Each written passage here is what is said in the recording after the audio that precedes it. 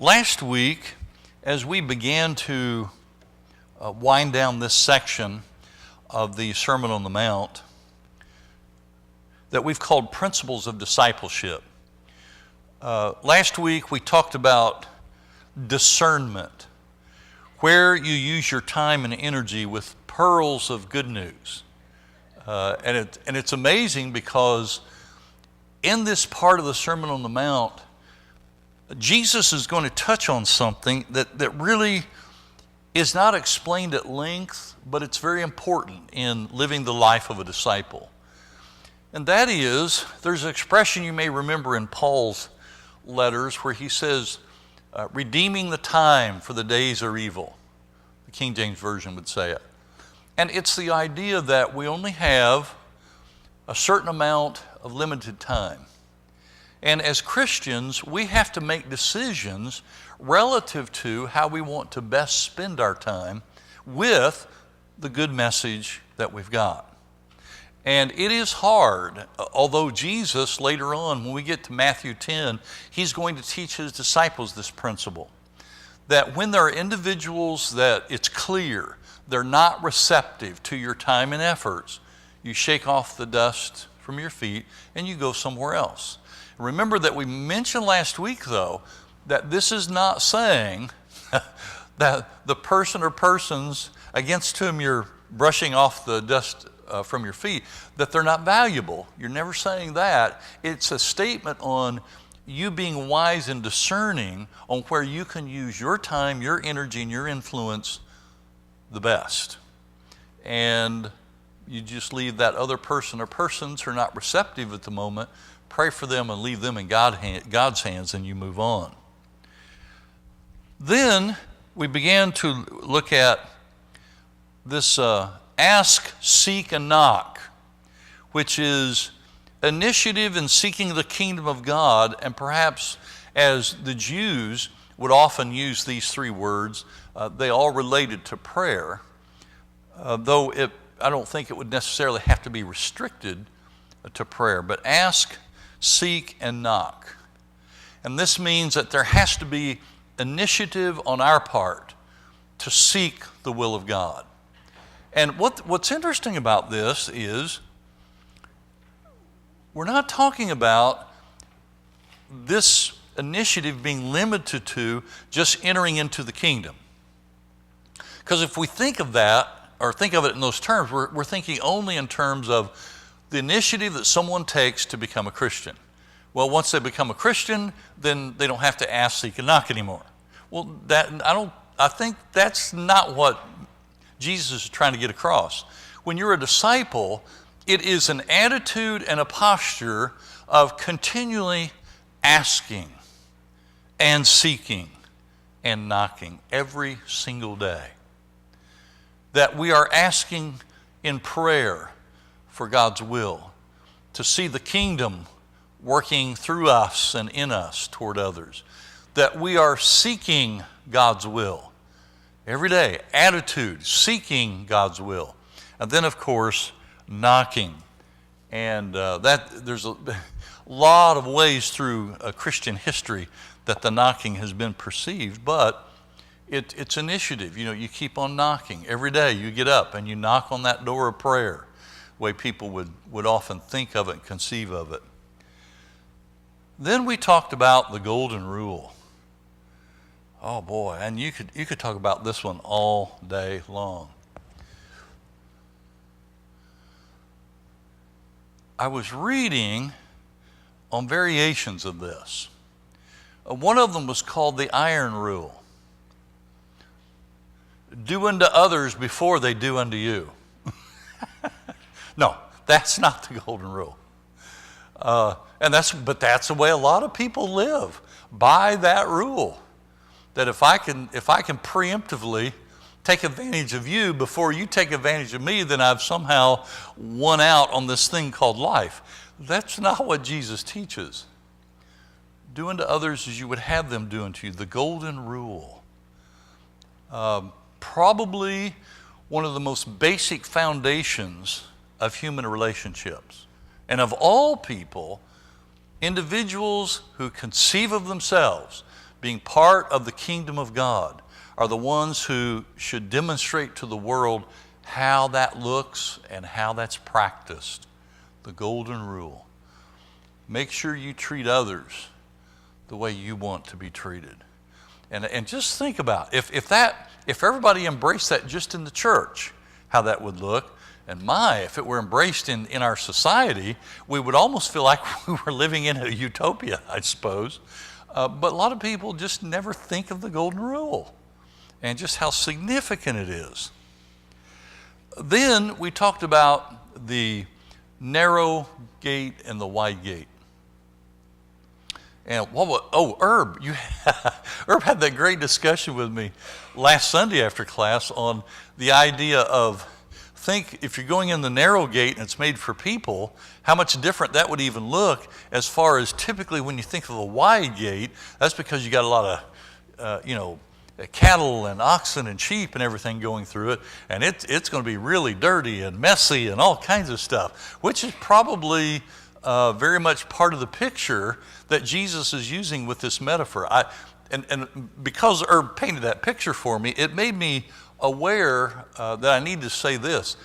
Jesus, being a master teacher, one of the things that he does on purpose, he will use simple, everyday illustrations or metaphors to talk about deep spiritual things. It's amazing how he does that.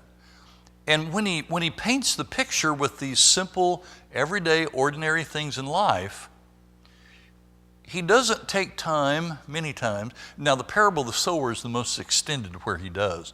Many times he just uses the little illustration, he just lets it lay there. And you as a listener and we as the readers today, the listeners that first heard him and we who are the readers 2,000 years later, it's designed to make us think about different dimensions and implications of that little illustration. Because he's not going to give it to you on a silver platter. That's another thing about Jesus as master teacher. I remember a number of years ago, and I won't go into detail, but I will tell you this is the end of the scenario. There was one individual very much opposed to my entire ministry with this particular church and took me to task publicly. I'd never had that happen before. I don't know that I handled it very well. I mean, I was young.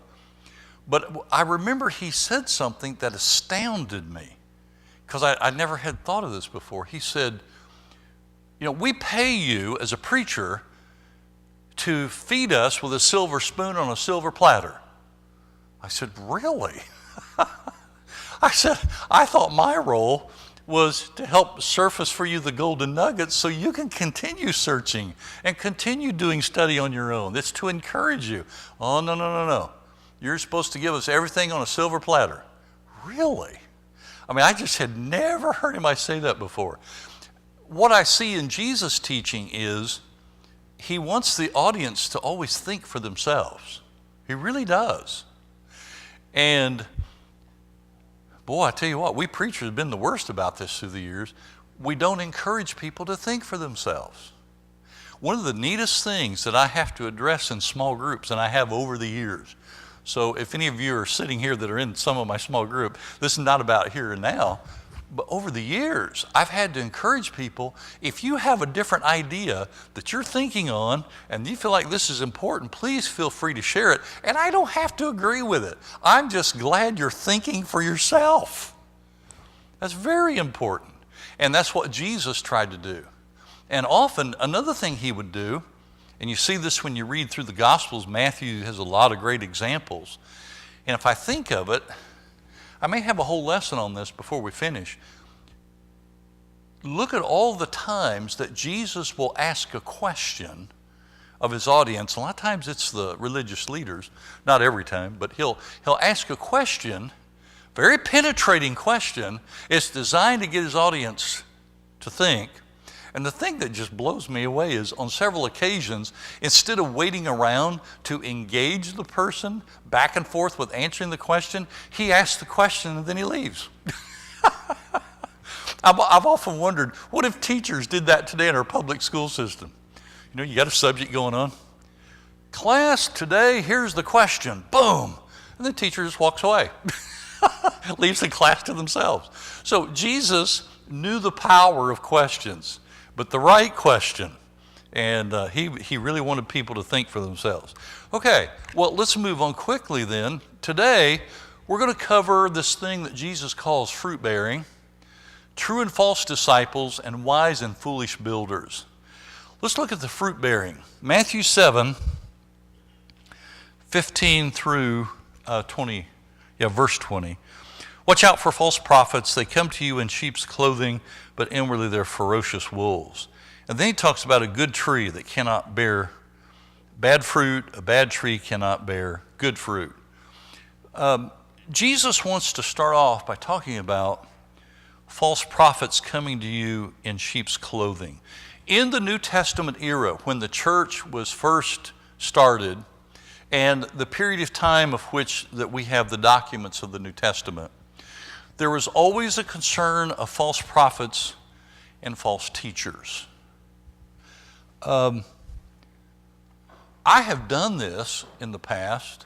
Years ago, it's different than now, but years ago, and when I say years ago, probably I'll say 40 years ago, my understanding of false teachers a lot different than it is today. Back then, 40 years ago, I took with me the idea of what I'd always been taught growing up. So, and I'll give you one or two examples, and then you can just add to the list. A false teacher was one who used the wrong version of the Bible. Okay? That's what I grew up with. See, what were some others? A false teacher would be one who came from the wrong Christian university, and we weren't going to invite them to speak to our church. Okay? And that's only two. And I could give you a list of about 30, but I won't. And as you were growing up, you may have understood the idea of false teaching in a more contemporary context, but it was defined for you, and in order for you to be considered a faithful disciple, you had to agree to that list of false teachers and what that meant. I was shocked when I began to study Scripture for myself and look at what Jesus and Paul and Peter consider false teachers. Number one, they don't name names. That shocked me because I remember one church years ago, we had a speaker come and he started off preaching on Sunday morning. He came and he plopped on the communion table a big list, stack of papers. He said, these are all the false teachers that I'm aware of in our brotherhood. We can't have anything to do with them. I said, are you serious? That's how that morning started off. Like, whoa. So when you begin to look at what Jesus is concerned about, what Paul is concerned about, and what Peter's concerned about, it is surprising they don't name names. And I've come to a conclusion about that, and you may have a different idea. I think what's going on is that both Jesus and Paul and Peter want their readers to be at a point spiritually where they can make that determination themselves. Jesus did not spoon feed his disciples. Peter didn't spoon feed those that he had taught and baptized. Paul didn't either. Their main concern was make sure that people were aware of dynamics and things going on, but part of that was growing up spiritually to be able to see it for yourself, to act and think for yourself. It's always a hard thing to do. When we look at this, let's see a little bit, and I wish we had time to let this be the whole lesson. Turn over to 2 Peter chapter 1, and I want to look at verses 1 through 3.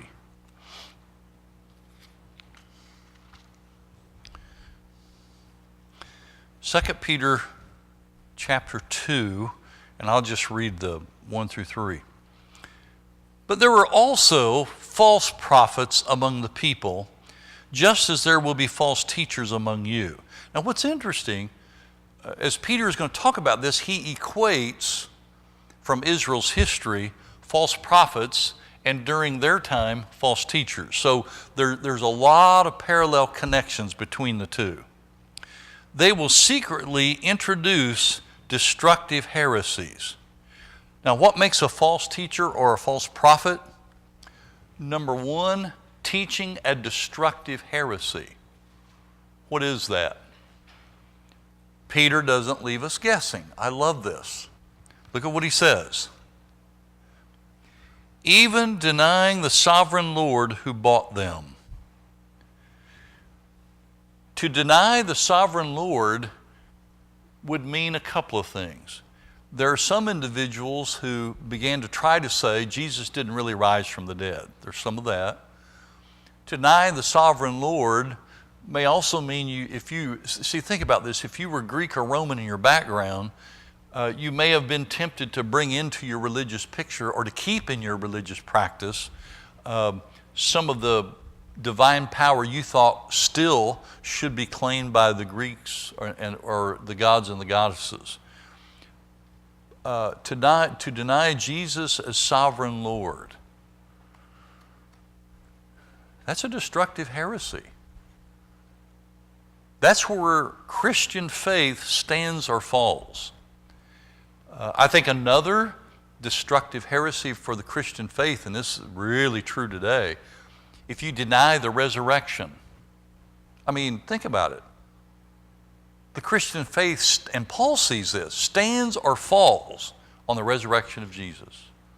And if I deny that or try to pretend it doesn't matter, or I try to tweak it in such a way it comes out differently, that's a destructive heresy. Sometimes in the past when I was growing up, other religious groups were labeled as having false teachers or false prophets. Well, I don't think that's our place to assign other religious groups to other place than heaven. You can describe that a lot of ways. Because they don't deny Jesus as sovereign Lord. Things we disagree on. But we need to think about this. Who truly are the false teachers? They're the ones who really distort the fundamental message of the gospel. And there are groups today that do that. Make no mistake about it. But we have to understand the fundamental message cannot be changed. Peter goes on to say this. They deny the sovereign Lord who bought them. Not only who Jesus is, but what he did.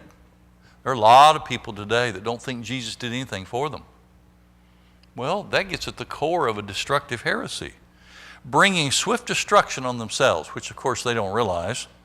Many will follow their shameful ways and bring the way of truth into disrepute. It's interesting that this expression, shameful ways, goes in two directions at once. It can mean immoral lifestyle, so that what people are doing is they've created a religion that gives them permission to live any way they want to. Shameful ways can also mean how they treat other people who don't agree with their particular brand of religion where they're denying Jesus Christ. So both of those, I think, are included in his description. In their greed, these teachers will exploit you with stories they have made up. That's something that the Christian faith has always had to battle for some reason. People will make up stories that don't have any foundation in the name of religion, and they'll be exploited. And what he means by that, in their greed, apparently, they were able to exploit people financially. And I've often wished that Peter could have given us an appendix with this letter to share with us what some of those made-up stories were like. But that happens today. People make up stories in the name of religion and exploit people for their greed. Their condemnation has long been hanging over them, and their destruction has not been sleeping. And this is just the foundation. I mean, we could just go on and on. Notice what Jesus says back in Matthew 7. You watch out for the false prophets. They come to you in sheep's clothing, but inwardly they're ferocious wolves. Jesus is aware that there are individuals who have ulterior motives, that they are willing for their own self-interest to infiltrate disciples, and though they look like a good person on the outside, they're like a ravenous, ferocious wolf on the inside, and they'll tear everything up. By their fruit, you'll recognize them.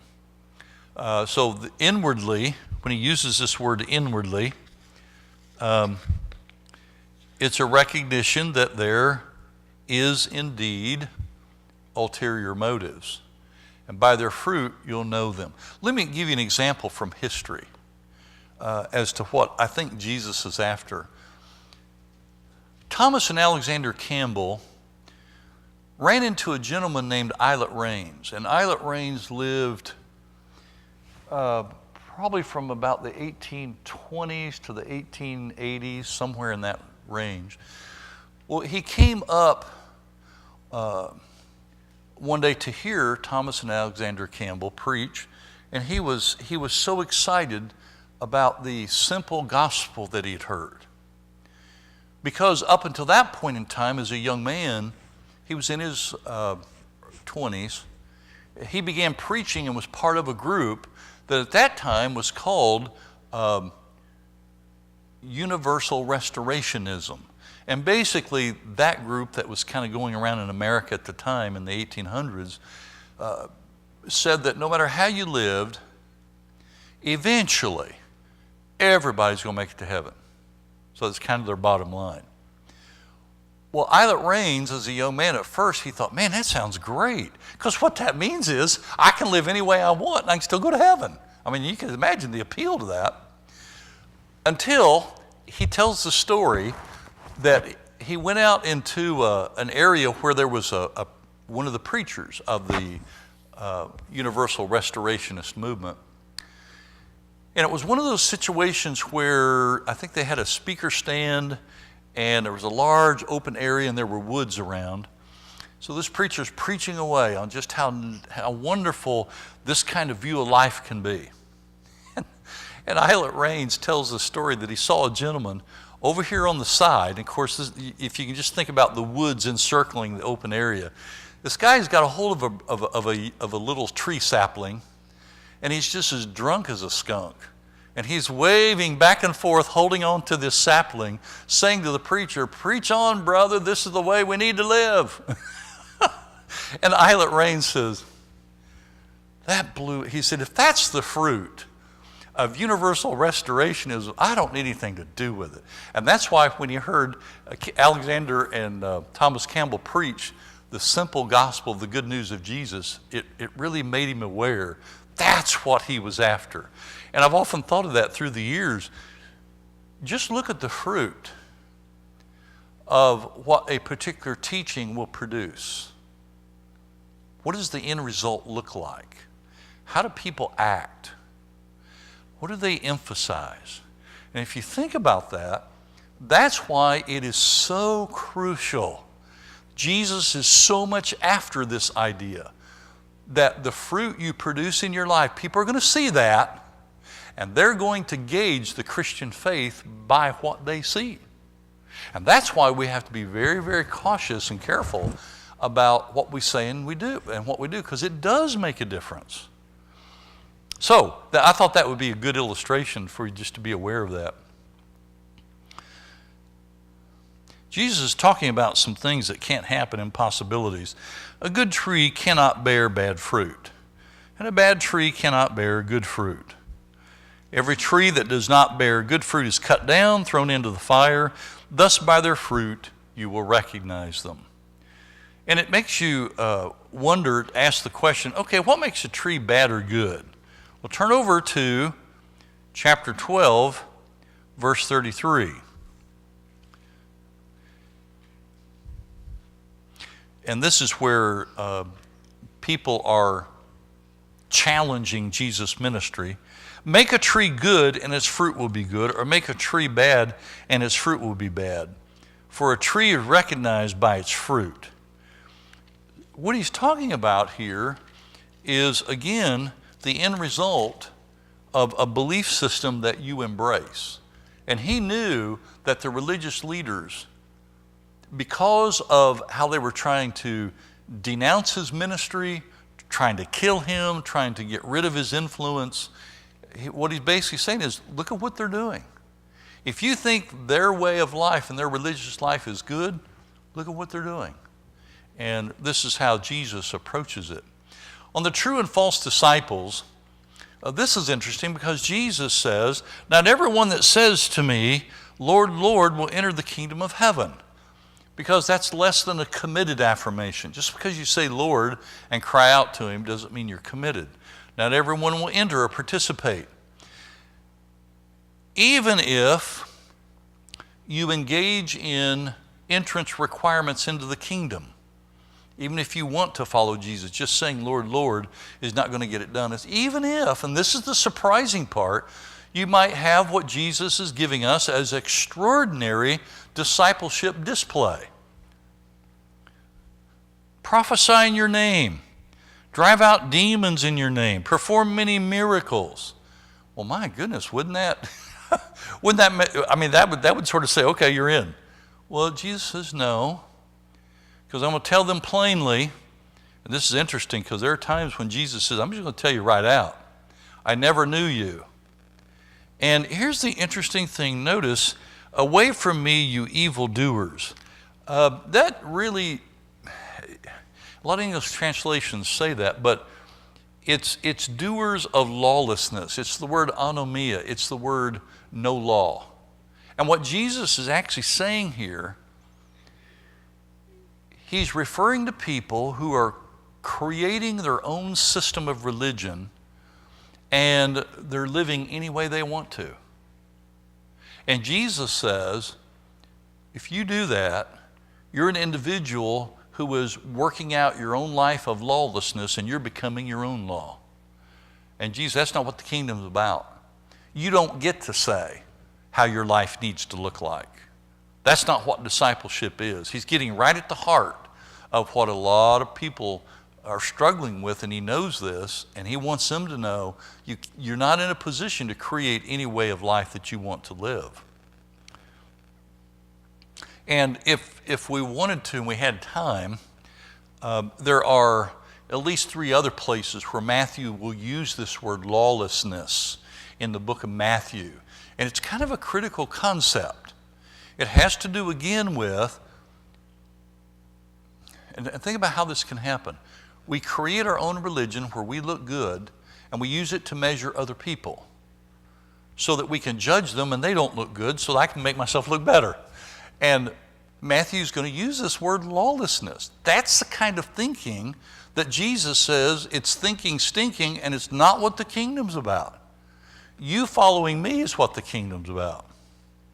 Then he goes into the wise and foolish builders. It's fascinating because the word therefore,